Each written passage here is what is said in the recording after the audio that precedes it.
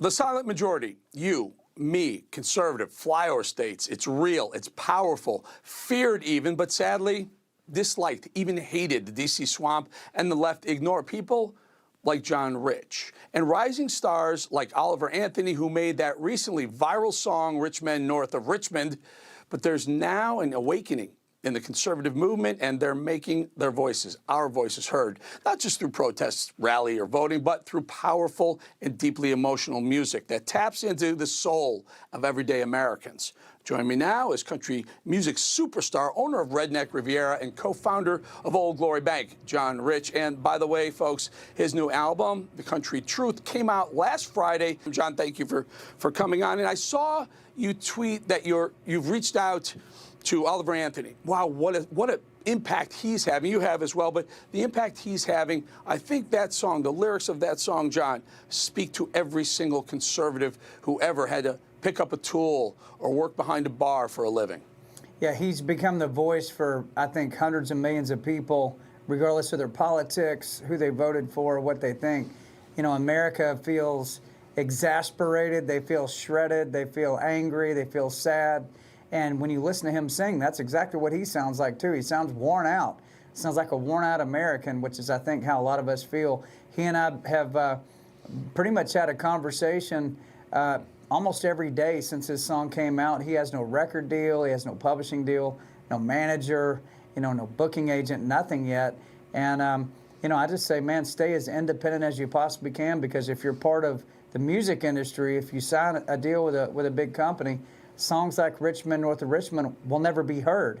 He goes, yeah, that's exactly why I don't plan on doing that. And it's exciting to me to see a guy like this break.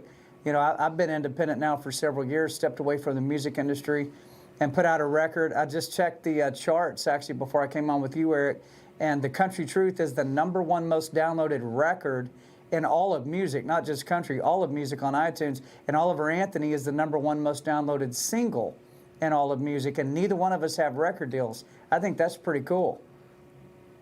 And it also speaks a lot to, and again, Oliver's song talks about the rich men north of Richmond, meaning the politicians, the D.C. swamp, who takes us for granted. You, John Rich, Eric Bolling, all the people watching right now, because we're not part of that swamp.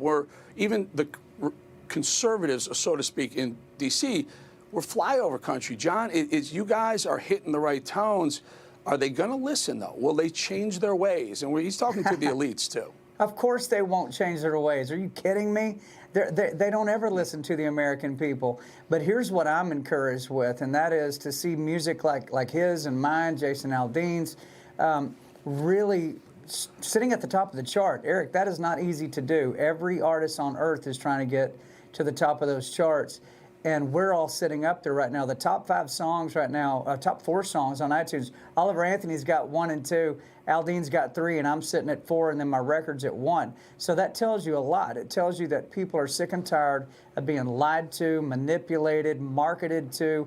They see through the nonsense at this point. And so when you bring them the real truth and you really sing from the heart and you don't edit it and it's not censored by a record label, they respond. People want to be told the truth.